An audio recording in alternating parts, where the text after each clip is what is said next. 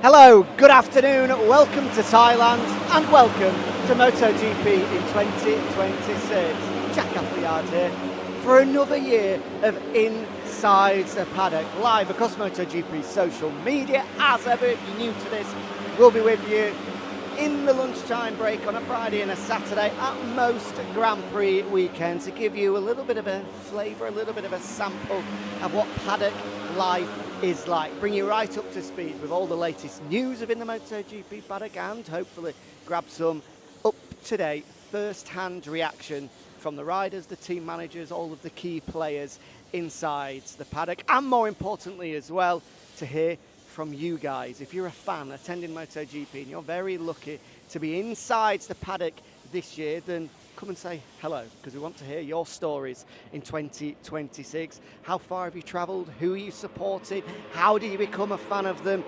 All of the above and more. If you are attending, as I said, MotoGP in 2026, then make sure you wave in my direction wherever you may be, and we will come and have a chat and find out what your story is and how your love for MotoGP started. As we see some of the tuk-tuks starting to get warmed up here.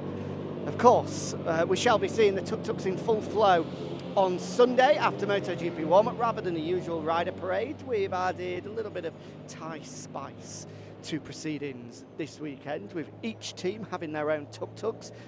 The riders will split. One will do the first half of the lap, with the other getting the passenger princess role, and then they'll split halfway around so the other one can get a go. Now, I'm predicting that things could get a little bit messy when you put 11 MotoGP riders in charge of these things. I think we could get some early fairing bashing as we go down the back straight here in Thailand. So tune in for that and enjoy all the fun and games to officially kick off Grand Prix Sunday. And we can start by wandering down at MotoGP paddock for the very first time and hopefully grabbing some reaction. If you weren't there, tuned in for the first free practice of the year, then it was an extremely impressive one, courtesy of Marco Bezzecchi, the Italian, fast throughout pre-season, and he's already starting to implement that onto the Grand Prix scene. 17 laps he managed to do in free practice one, all of them with the same set of tyres, and they were all under Mark's previous lap record. That's how strong he is. So say hello, how are you? All good? Oh, this is me, thank you, hello. What's your name? Im. Nice to meet you, Im. I guess you're supporting Ayagura? Yes, Ayagura. Think he could be on the first MotoGP podium this weekend? 5 years. 5? Oh yeah, 5 years you've been supporting him, but this weekend, podium? Maybe. Hope. Yep, he looks good. Hey, thank you for this, I appreciate it. This is a calendar with Thai GP 2026, and get this, not only is it a photo of me talking with my colleague Emilio Vasquez. There we go, Emilio live on Inside the Paddock. We were deep in conversation. When was that? Probably Thai GP last year. I love that. There you go, Emilio, one of our friends that works for me here at MotoGP. I'm sure I didn't expect, I'm sure all of our colleagues didn't expect that Emilio will be getting a shout out this early in 2026. So there you go. That is going to take pride of place. Lovely sticker of myself and Emilio enjoying MotoGP. What a great guy he is as well. So there you go, quick shout out for him to start the year. I'm seeing some familiar flags, some familiar faces. Hello sir, how are you? Very good. I'm guessing, I'm starting to feel closer to home just by looking at you. Where have you come from? I've come from England, Cambridge in England. And you've travelled all this way? All the way from England to Thailand, yes. Wow, Yeah. first time here? No, third consecutive year. I love it. Really? So what is it about Buriram that makes you keep coming back? Oh, honestly, the people, the culture, the festival spirit, it's just such a friendly place. I travel on my own, and I just feel so safe. It's just an incredible place. And obviously, it's the only place, realistically, I can get close to Mark. In the sense of the capacity I can afford, because obviously it's a privilege to be in this kind of environment So And I'm guessing, obviously, you just mentioned Mark, you've got the Marc Marquez merchandise on, big fan? normally I tone it down. Okay. So I've toned it down so I don't stick out too much. So I'm just sporting the England Patriot as well as my hero.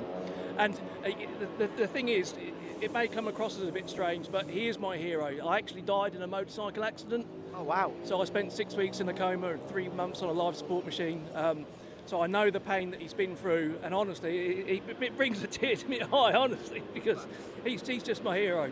That's an inspiring story. Jack, nice to meet you. Nice to meet you. Yeah. What's your name, sir? It's John Darling from England. John, well, brilliant story. So glad to have you here. And have you met Mark before? I have. I met him last year, and honestly, without sounding a bit creepy and a bit weird, I've got the blown up photographs of me and Mark in my lounge. So I'm a dedicated MotoGP fan. Well, great to have you here. Enjoy the weekend. Thanks very much. All the best. There we go. That is what Inside the Paddock is all about. Catching to you guys, hearing your stories.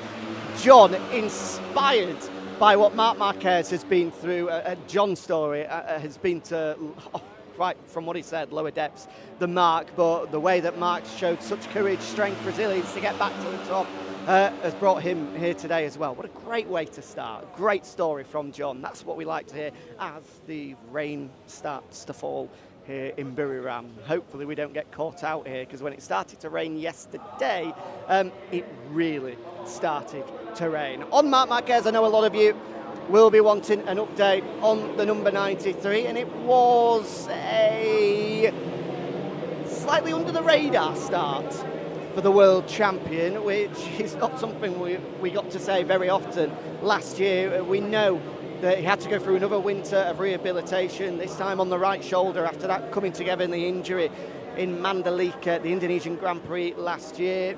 He, as a result, hasn't been 100% fit throughout pre-season, maybe is slightly underprepared for the start of this campaign. I think there can be no denying that Mark is going to be fighting for the championship. I mean, it's going to take something extremely special to stop him from winning the championship, but there is, you sense, a big opportunity for his rivals to try and take advantage of a slightly undercooked Mark in these opening few rounds of the year, because once he finds his rhythm, as he did throughout those European rounds in the summer of 2025, he's a very, very tough man to beat. And right on cue, about to get swamped, is the number 93. Quickly goes across to sign some signatures for some famous friends, because this young man here was the young kid that was donned from head to toe in Marc Marquez leathers and joined him in Parc Ferme last year. I'm not sure what kind of a gift he's just been given there. It says Bobby Art, so I'm sure it's some kind of artwork for Mark to enjoy as he hops on the back of his scooter, heads off to his office to recover, recuperate ahead of a hugely important 60-minute practice session that gets underway. 3 o'clock local time here. That is in just under now 3 hours time, so make sure you are tuned in for that one. Of course, new to MotoGP, top 10 automatically through to Q2. The 12 riders outside of that will all participate in Q1 tomorrow morning, with the top 2 in that then earning their spot in Q2. So it's pretty important, certainly the last 20 minutes, the first time this year, which everybody is very excited about.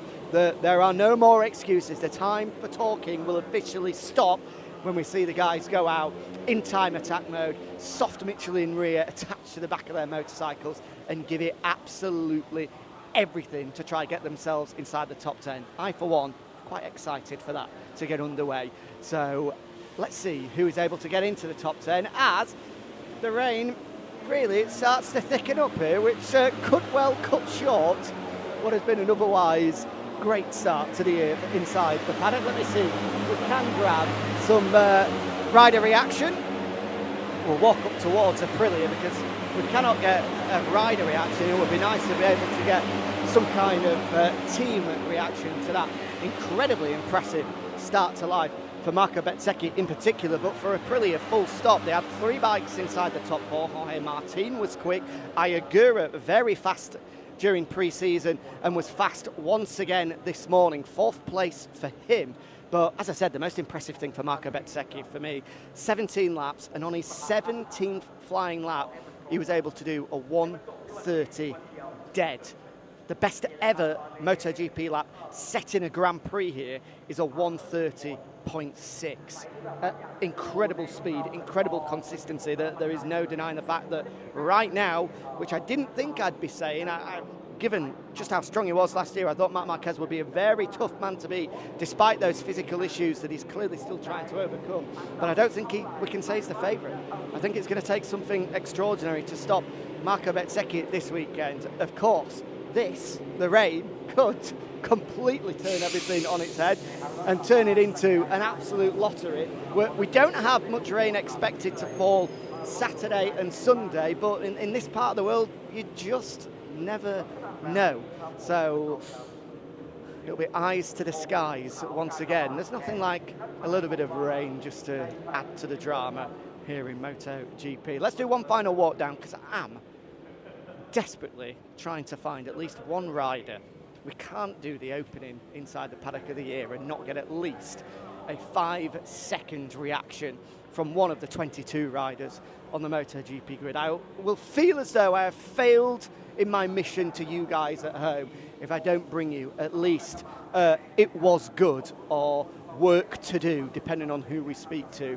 Although I'm looking up and down, and it does seem as though, as is often the case at these races in our more tropical climates, that the riders very, very quickly get themselves into an ice bath, get themselves into their office just to cool the body temperature down and start the recuperation and to start the work to get themselves as fit, as ready for the next session as soon as possible. Of course, it's very, very energy sapping, especially at the start of the year as well, when the body maybe isn't used to just the extremes that MotoGP can cause. Testing is one thing, but the pressure of a Grand Prix weekend will just naturally sap energy out of these riders, especially right at the start of the year as well. We've touched on Ducati and the potential that Marc Marquez has. We've spoken at length about Aprilia, so why don't we just touch on the other manufacturers?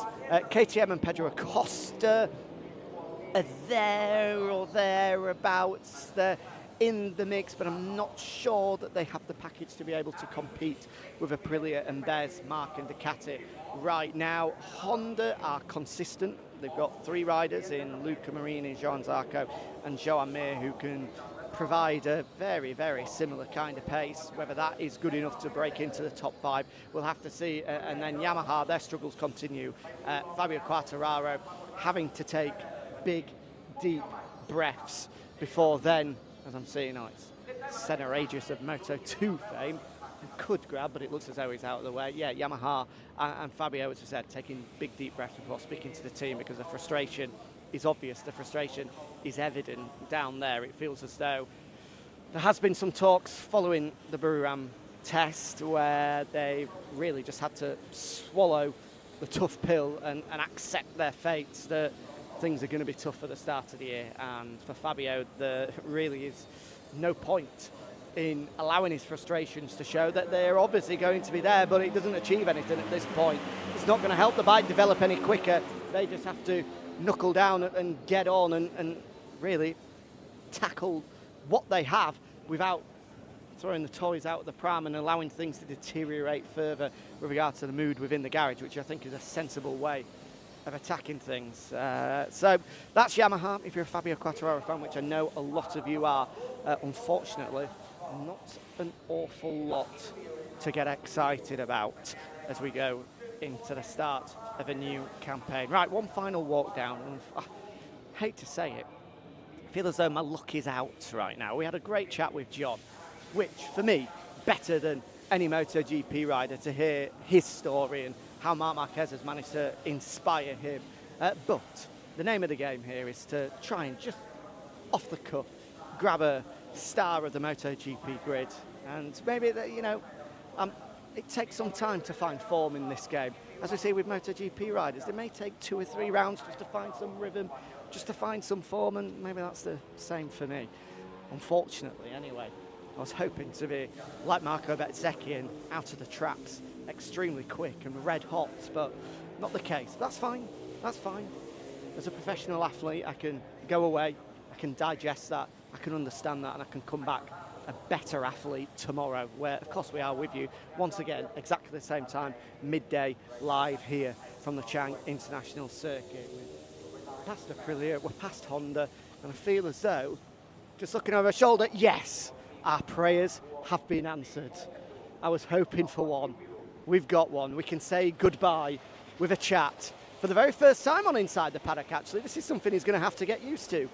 Brazil's Diogo Moreira. I'll very quickly say hello. Diogo, hello. How are you? Super good. How was that? Yeah, not so bad. We need to keep proving, but yeah, not so bad. This a bit of an issue, the rain? We'll be okay for later. Well, there we go. You've made your debut on Inside the Paddock. I was saying I needed one rider so I could please the fans at home, and thankfully you answered my prayers, so I appreciate that. Thank you so much. Will be nice tomorrow. There we go. We like to hear it. Have a good one. There we go. Diogo Moreira, MotoGP's newest edition, saving me in the 93rd minute. That's what we like to see, and that's the name of the game at Inside the Paddock. Stick with us. I might talk some rubbish, and I might have to fill, but in the end, the Jack Appleyard promise is I will deliver. Diogo Moreira, thank you to you. Thank you to John for his story. Thank you as well to the fan that gave me those very kind gifts, that Ayagura fan, who I think may well be a happy Ayagura fan this weekend. And thanks to all of you for joining. We'll be back with you same time tomorrow, where hopefully we can get a little bit more reaction live after MotoGP qualifying for the very first time this year is finished. It's going to be fascinating. Join us for practice, 3 o'clock local time. It's going to be a good one. See you tomorrow.